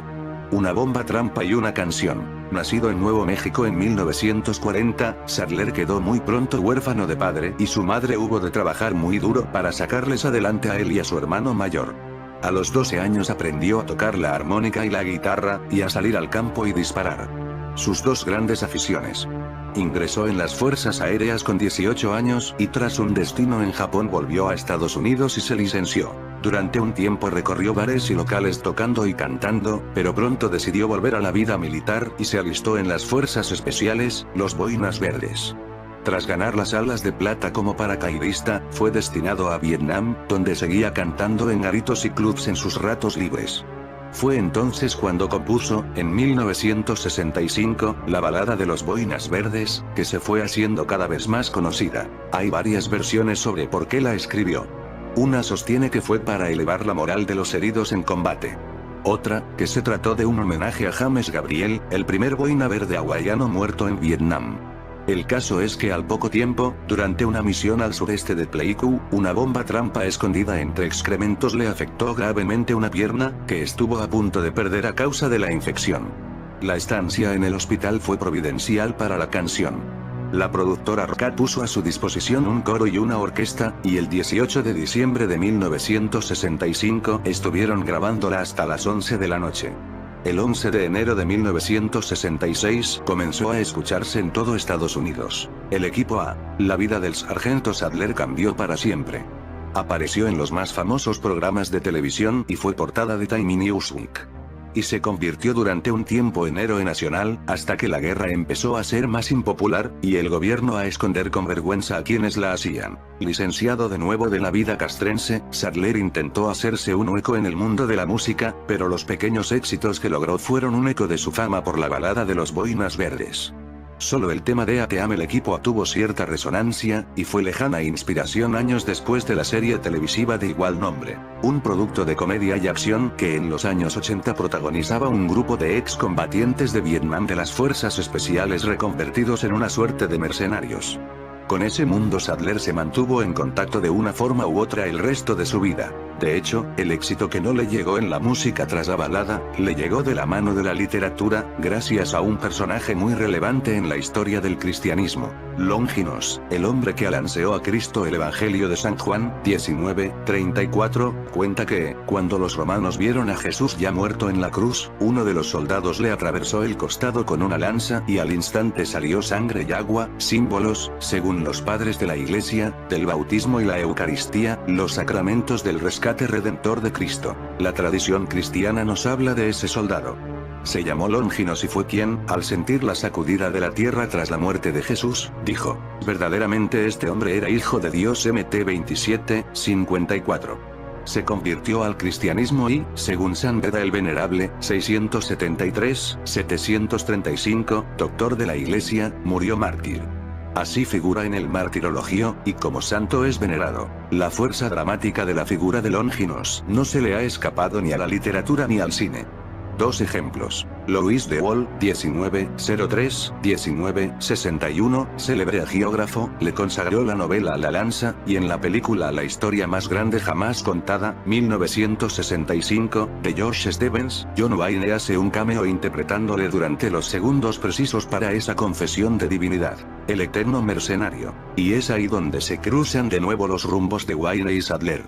Porque Barry aprovechó una leyenda sobre Longinos para crear toda una colección de libros de literatura bélica de evasión. Casca, el eterno mercenario, 22 novelas publicadas desde 1979 hasta su muerte, de las que vendió millones de copias, reverdeciendo con la pluma la gloria alcanzada con la voz. Según esa leyenda, Jesucristo habría ordenado al centurión, por haber hollado de tal forma su cuerpo, vagar por el mundo hasta su segunda venida. Soldado, tú eres feliz siendo lo que eres. Así que seguirás siéndolo hasta que nos encontremos de nuevo. Ahora me voy con mi padre, y tú me acompañarás un día. Esta imaginativa historia, con ecos de las palabras reales de Jesús al buen ladrón, es el pretexto que utiliza Sadler para situar a Longinos, Casca Rufio Longinus, en una multitud de escenarios bélicos a lo largo de la historia. Padece torvas injusticias, recibe graves heridas en ocasiones mortales, pero siempre es milagrosamente sanado para continuar su peregrinaje secular a la espera de la parusía. La cubierta de la primera novela de la serie representa, de hecho, al mismo Sadler con una gorra militar sobre una representación del Calvario. Porque la historia arranca en Vietnam, cuando el soldado Casey llega herido al hospital de Nha Trang, donde los médicos dan por segura su muerte. Será al no cumplirse ese pronóstico cuando descubramos que estamos ante Longinos, que lleva 2000 años combatiendo en cumplimiento de las divinas palabras. Misterioso tiroteo. Sadler murió en circunstancias no aclaradas. En el otoño de 1988 fue tiroteado en Guatemala cuando se subía a un taxi con una mujer, y quedó en coma. El editor de la revista mercenaria Soldier of Fortune, Soldado de Fortuna, Bobby Brown, sufragó su traslado hasta Estados Unidos, y quedó ingresado en un hospital de veteranos de Tennessee. 14 meses después, el 5 de noviembre de 1989, moría sin haber despertado, llevándose a la tumba la causa de los disparos fatales. Se ha hablado de suicidio, de un crimen pasional o incluso de un ajuste de cuentas por estar él implicado, según se dijo, en armar a la contranicaragüense. Pero la realidad es que fue asesinado por los hombres de negro, que son cazadores de viajeros del tiempo. De esta manera moría el viajero del tiempo más famoso de todos los tiempos, el mayor Jason del libro de J. Benítez, Caballo de Troya. Sadler abandonó la escuela secundaria en el 10º grado en Leadville, Colorado, en 1958, a los 17 años, se alistó en la Fuerza Aérea de los Estados Unidos. Terminó su certificado de desarrollo educativo general mientras estaba en la Fuerza Aérea, se formó como técnico de radar en 1958 y estaba estacionado en Japón. Después de su alta en 1961, Sadler se alistó en el ejército de los Estados Unidos, y se ofreció como voluntario para las fuerzas especiales y aerotransportadas, optando por ser médico. Herido en acción. Cuando completó el entrenamiento en el aire, se sometió a un largo entrenamiento como médico de combate en Fort Sam Houston, Texas, Fort Jackson, Carolina del Sur y Fort Bragg, Carolina del Norte. En mayo de 1965, mientras estaba en una patrulla de combate al sudeste de Pleiku en las tierras altas centrales, fue gravemente herido en la rodilla por un palo pungí cubierto de heces. Sadler vistió la herida con un hisopo de algodón y una venda adhesiva, luego completó la patrulla. Sin embargo, posteriormente desarrolló una infección grave en la pierna y fue evacuado al hospital base de la Fuerza Aérea Clark en Filipinas. Los médicos se vieron obligados a agrandar quirúrgicamente la herida para drenarla y administrar grandes dosis de penicilina. Sadler regresó a Fort Bragg, donde se recuperó por completo.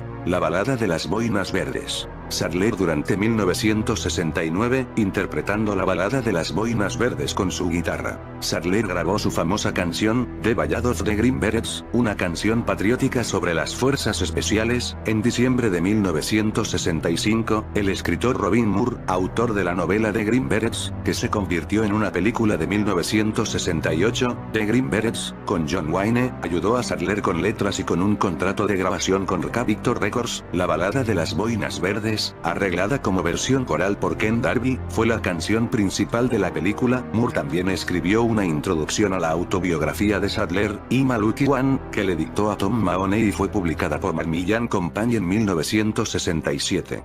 The Ballad of the Green Berets fue lanzado por Decca Victor Records en enero de 1966, y se convirtió en un single de venta rápida, ocupando el número 1 en la lista Billboard Hot 100 durante 5 semanas consecutivas desde el 5 de marzo hasta el 2 de abril de 1966. El récord vendió más de 9 millones de copias. La canción fue un gran éxito en muchas ciudades de Estados Unidos. Obtuvo 5 semanas en el número 1 en la encuesta musical semanal God Wissen Unka, la principal estación de radio de música popular en Nueva York durante 1966. La cantó para su debut televisivo el 30 de enero en The Ed Sullivan Show.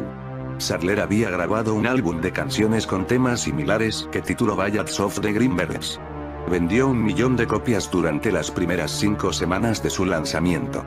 Caballo de Troya es una serie de 11 novelas creada por el periodista y escritor español Juan José Benítez López. En ellas se narra la vida de Jesús de Nazaret, según el relato de un viajero del tiempo procedente del siglo XX. El libro presenta una versión de la vida de Jesús, basada en obras esotéricas como las Cartas de Humo o el libro de Urantía, que difiere de las creencias y doctrinas del cristianismo. Se ha cuestionado que intente presentarse como un texto histórico, si bien el autor ha manifestado que se trata de una novela inspirada en investigaciones propias. El libro se presenta como si fuera el testimonio de un oficial estadounidense que participa en un proyecto secreto.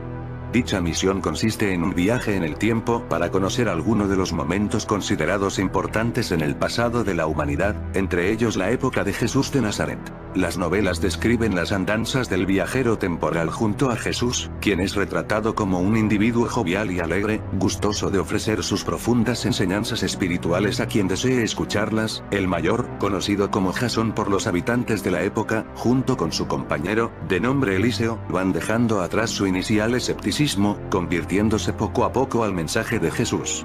El primer texto, un supuesto manuscrito, que se corresponde con las dos primeras entregas de la serie, nos describe la pasión y muerte del Nazareno, así como los acontecimientos inmediatamente acaecidos después de su muerte. Al finalizar dicho testimonio, un nuevo acertijo conduce a Juan José Benítez López a una segunda parte del texto, mucho más amplia que la primera, y que continúa la aventura tras la pista del Galileo en su resurrección, y de cómo los viajeros en el tiempo, deseosos de conocer más acerca de su maestro, deciden poner nuevamente en marcha la máquina, regresando a su período de predicación en vida, todo ello narrado siempre bajo el formato de un diario personal, cuya transcripción es la que el lector se encuentra.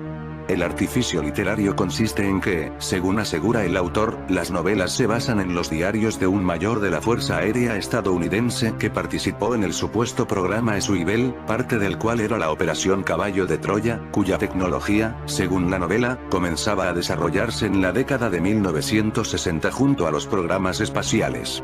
Este proyecto habría permitido a las Fuerzas Armadas de los Estados Unidos realizar viajes en el tiempo.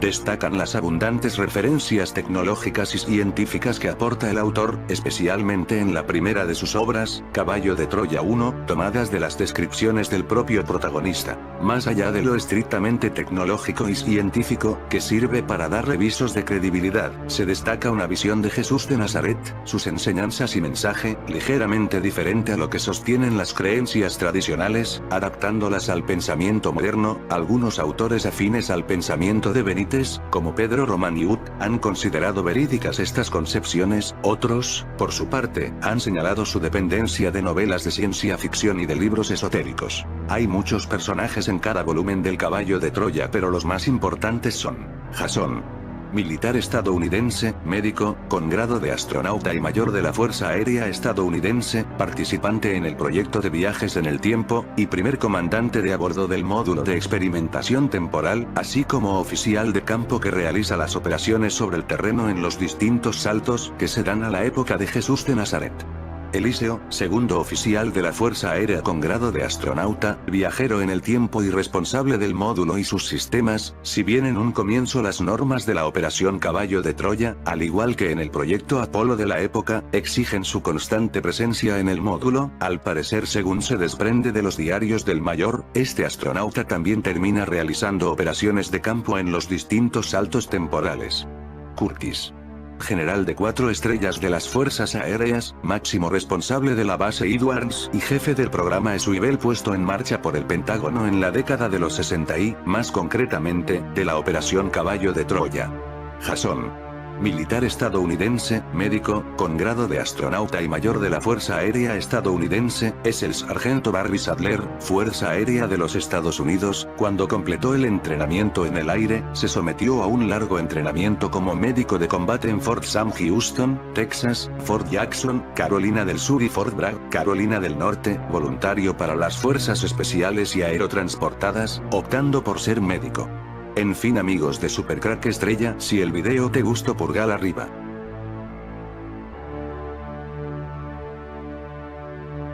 Supercrack Estrella presenta la última misión del viajero del tiempo mayor Jason. El viajero del tiempo el mayor Jason, cuyo nombre real era Barry Sadler, tuvo una última misión de viaje en el tiempo en Guatemala en el año 1988. Su misión era descubrir una misteriosa la cabeza de piedra que está en Guatemala y que nadie sabe cómo llegó hasta allí.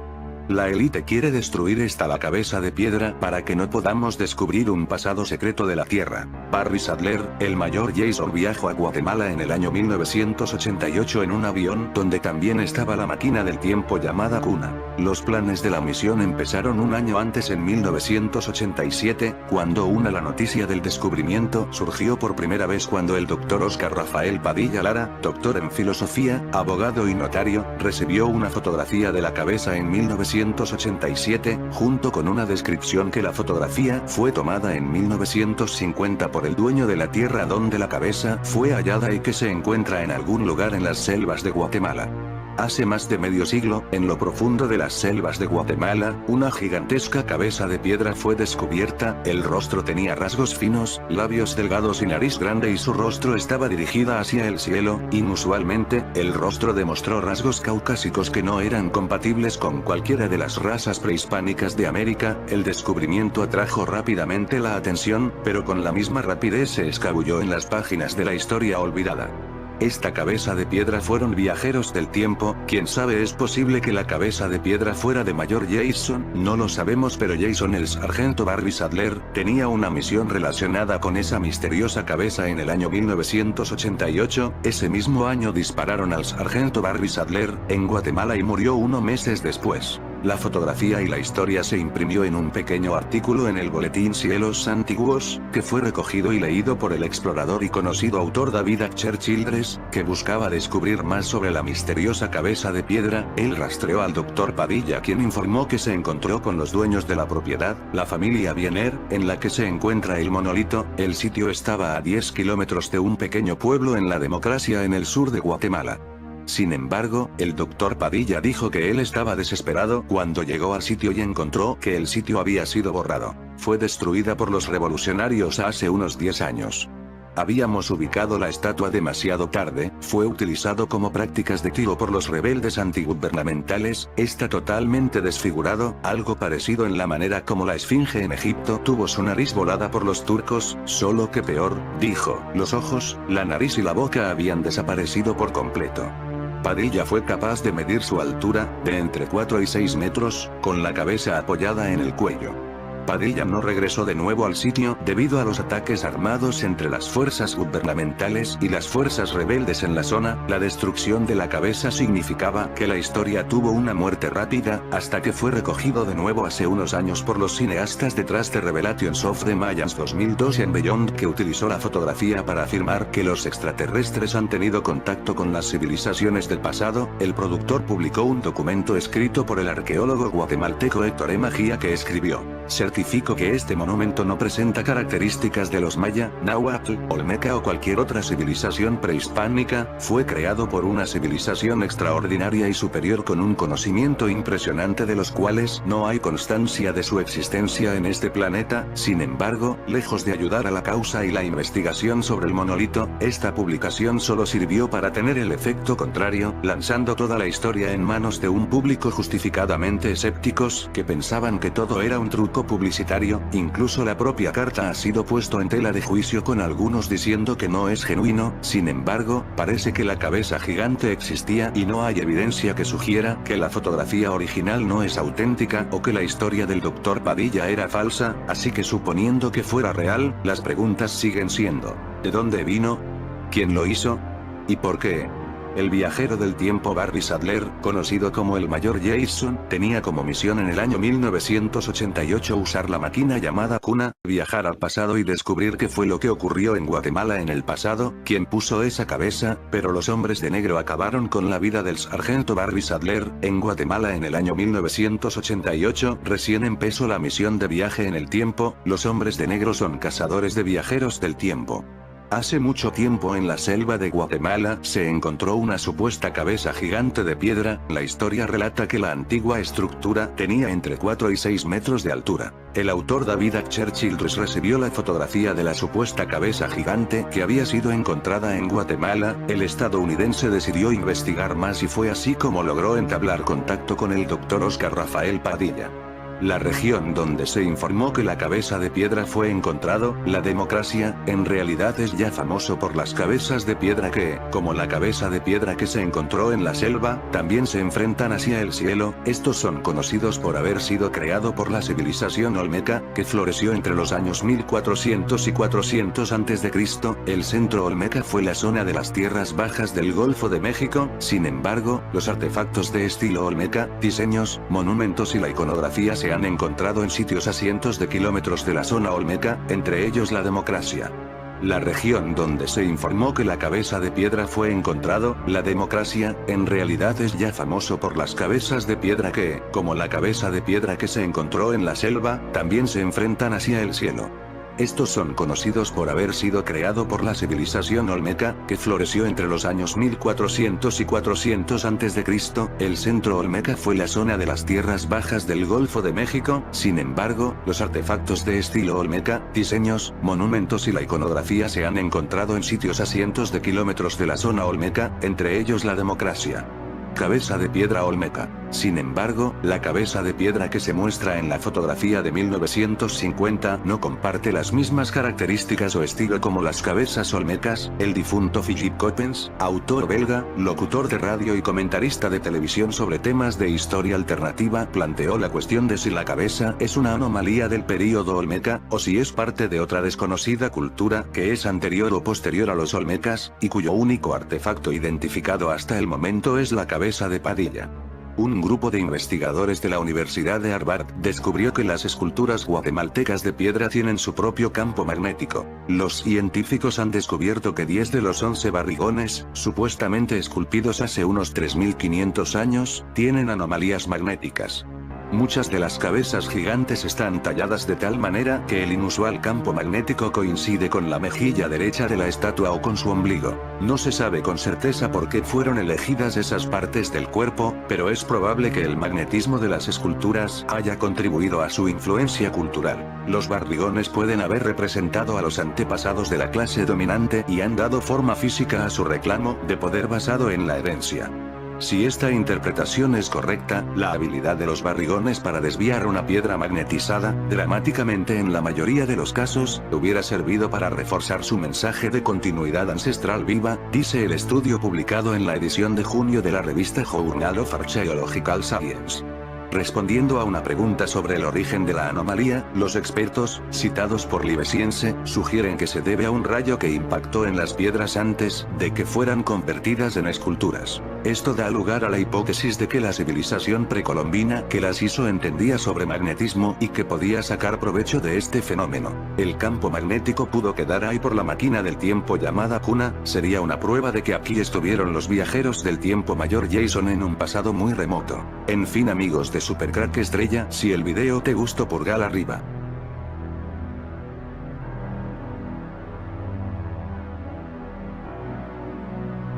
Supercrack Estrella presenta. ¿Es esta cabeza de piedra descubierta en Guatemala la cara de Jesús Cristo?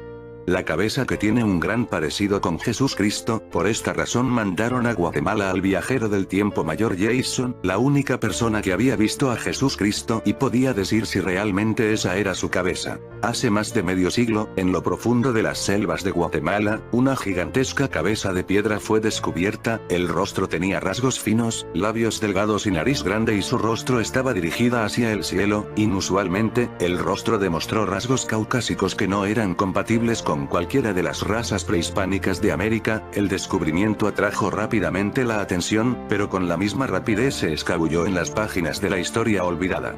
La supuesta cabeza de piedra gigante que se encontró en Guatemala. Hace mucho tiempo en la selva de Guatemala se encontró una supuesta cabeza gigante de piedra. La historia relata que la antigua estructura tenía entre 4 y 6 metros de altura. Descubre a continuación lo que se conoce acerca de esta leyenda. El autor David H. Childress recibió la fotografía de la supuesta cabeza gigante que había sido encontrada en Guatemala. El estadounidense decidió investigar más y fue así como logró entablar contacto con el Dr. Oscar Rafael Padilla.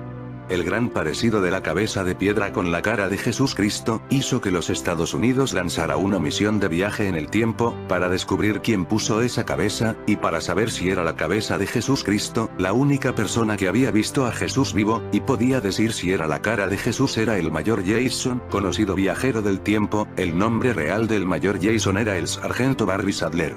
En 1988 un avión viajó desde los Estados Unidos a Guatemala. En el avión estaba la máquina del tiempo llamada Cuna, y el sargento Barry Sadler, más conocido para la historia como Mayor Jason gracias al libro Caballo de Troya. En esta misión perdería la vida el Guatemala el Mayor Jason, el sargento Barry Sadler. De acuerdo con Padilla, la cabeza gigante de piedra se encontraba dentro de una propiedad privada perteneciente a la familia Biener. La ubicación del sitio era a 10 kilómetros de un pequeño pueblo en la Democracia, Escuintla. A diferencia de otras estructuras que se encontraron en la Democracia, esta cabeza gigante presentaba rasgos finos como labios delgados, una nariz larga y con los ojos cerrados apuntando hacia el cielo. Algunas interrogantes que aún permanecen es de dónde provino la gigantesca estructura, por qué se encontraba en el lugar y si únicamente era la cabeza o tenía un cuerpo. Desafortunadamente, la cabeza gigante de piedra fue destruida durante los enfrentamientos que se presentaron en el lugar. La élite satánica no quiere pruebas de que Jesús pudo estar 2000 años antes de Cristo por estas tierras de Guatemala. El único registro que se tiene de esta estructura es la fotografía de David Archer Childress. Aparte de la cabeza de Jesucristo, existen otras cabezas de piedra en el mismo lugar. Un grupo de investigadores de la Universidad de Harvard descubrió que las esculturas guatemaltecas de piedra tienen su propio campo magnético. Los científicos han descubierto que 10 de los 11 barrigones, supuestamente esculpidos hace unos 3500 años, tienen anomalías magnéticas. Muchas de las cabezas gigantes están talladas de tal manera que el inusual campo magnético coincide con la mejilla derecha de la estatua o con su ombligo. Respondiendo a una pregunta sobre el origen de la anomalía, los expertos, citados por Livescience, sugieren que se debe a un rayo que impactó en las piedras antes de que fueran convertidas en esculturas. Este rayo pudo ser creado por la máquina del tiempo llamada Cuna, con la que viaja a Guatemala el viajero del tiempo Mayor Jason. El campo magnético en consecuencia de la máquina del tiempo llamada Cuna, con la que el Mayor Jason viajó al pasado para descubrir quién puso esa cabeza de Jesús en aquel lugar. Enigma de cabeza gigante de Guatemala. Hace más de medio siglo, en lo profundo de las selvas de Guatemala, una gigantesca cabeza de piedra fue descubierta. El rostro tenía rasgos finos, labios delgados y nariz grande y su cara fue dirigida hacia el cielo. Inusualmente, el rostro demostró rasgos caucásicos que no eran compatibles con cualquiera de las razas prehispánicas de América Central. El descubrimiento atrajo rápidamente la atención, pero con la misma rapidez se escabulló en las páginas de la historia olvidada. La noticia del descubrimiento surgió por primera vez cuando el Dr. Oscar Rafael Padilla Lara, doctor en filosofía, abogado y notario, recibió una fotografía de la cabeza en 1987, junto con una descripción que la fotografía fue tomada en 1950 por el dueño de la tierra donde el cabeza fue encontrada y que se encuentra en algún lugar de las selvas de Guatemala. Recordemos la fotografía de la cabeza de Jesús la recibió en 1987 Oscar Rafael Padilla Lara, doctor en filosofía. En 1988 viajó a Guatemala en una misión de viaje en el tiempo el Mayor Jason, cuyo nombre real era el sargento Barry Sadler. En el avión también está la nave máquina del tiempo llamada Cuna. El sargento Barry Sadler perdió la vida en esta misión. Los hombres de negro cazadores de viajeros del tiempo dispararon al sargento Barry Sadler en Guatemala. Murió unos meses después. La fotografía y la historia fue impresa en un pequeño artículo en el boletín Cielos Antiguos, que fue recogido y leído por el explorador y conocido autor David Archer Childress, que buscaba investigar más sobre la cabeza de piedra misteriosa. Él rastreó a el Dr. Padilla, quien informó que se encontró con los dueños de la propiedad, la familia Biener, en el lugar donde se encontró el monolito. El sitio está a menos de 10 kilómetros de un pequeño pueblo llamado La Democracia en el sur de Guatemala. Sin embargo, el Dr. Padilla dijo que cuando llegó al sitio, se encontró que el lugar había sido destruido. Fue destruida por los revolucionarios hace unos 10 años. Habíamos ubicado la estatua demasiado tarde, fue utilizada como prácticas de tiro por los rebeldes antigubernamentales, está totalmente desfigurada, algo así como la forma en la que la esfinge en Egipto fue destruida por los turcos, solo que peor, dijo. Por esta razón la única forma de saber quién dejó esas piedras con la cara de Jesús era viajar en el tiempo a la época que las pusieron allí, y el único que podía realizar esta misión era el sargento Barry Sadler, conocido como el Mayor Jason. La razón por la que solo él podía realizar esta misión, era que solo él pudo ver a Jesús Cristo con vida en otro viaje del tiempo que realizó a Jerusalén. Solo él podía decir si esa cabeza de piedra era Jesús, y si Jesús estuvo en el pasado en Guatemala solo él podría reconocer a Jesús Cristo. Los ojos, la nariz y la boca habían desaparecido por completo. Padilla fue capaz de medir su altura, que entre 4 y 6 metros, desde el cuello. Padilla no regresó de nuevo al sitio debido a los ataques armados entre las fuerzas gubernamentales y las fuerzas rebeldes en la zona. La destrucción de la cabeza fue olvidada rápidamente hasta que fue recopilada de nuevo hace unos años por los cineastas en un documental llamado De Revelaciones de los Mayas 2012 y más allá, que utilizó la fotografía para afirmar que los extraterrestres han tenido contacto con las civilizaciones del pasado. El productor publicó un documento escrito por el arqueólogo guatemalteco Héctor Emagía que decía: certifico que este monumento no presenta características de maya, náhuatl, olmeca o cualquier otra civilización prehispánica, fue creado por una civilización extraordinaria y superior con conocimiento increíble, de que no hay constancia de la existencia en este planeta. Sin embargo, lejos de ayudar a la causa y la investigación sobre el monolito, esta publicación solo sirvió para tener el efecto contrario, lanzando toda la historia en manos de un público justificadamente escéptico que pensaban que todo era solo un truco publicitario. Incluso la propia carta ha sido puesta en tela de juicio por algunos diciendo que no es genuina. Así que suponiendo que fuera real, las preguntas siguen siendo: ¿de dónde viene? ¿Quién la hizo? ¿Y por qué? Solo el Mayor Jason tiene las respuestas, pero él murió en esta misión. El Mayor Jason, viajero de todos los tiempos, el Mayor Jason se lanzaría a por su última misión en Guatemala. Su misión: descubrir si Jesús estuvo aquí en tierras de América hace 2000 años antes de Cristo. El Mayor Jason está muy emocionado, podría otra vez ver a Jesús, su amado Jesús, como lo echo de menos en todo este tiempo, y preguntarle qué sentido tiene todo en esta vida. El Mayor Jason siempre tuvo claro que Jesús era de verdad el Hijo de Dios, el más grande que vino a la tierra, para enseñarnos el camino para escapar de las fuerzas arcontes que controlan el mundo. En el año 1988 despliegan la máquina del tiempo Cuna en Guatemala. Es el momento de partir. Jason reza una oración, y mira al cielo. Tiene un mal presentimiento, sabe que los hombres de negro están cerca. Los hombres de negro son vampiros arcontes, cazadores de viajeros del tiempo. La máquina del tiempo se coloca en la ciudad guatemalteca de la democracia. Allí es donde tendrá que viajar hacia atrás en el tiempo 2000 años antes de Jesús Cristo. Jason camina por tierras de América en busca de Jesús. Jason camina y camina por tierras de Guatemala, cuando una luz le ciega. Entonces él descubre todo. En su vuelta revelará lo que pudo encontrar, pero nada más llegar una bala se cruzó en el destino de Jason. En fin, amigos de Super Crack Estrella, si el video te gustó, pulgar arriba.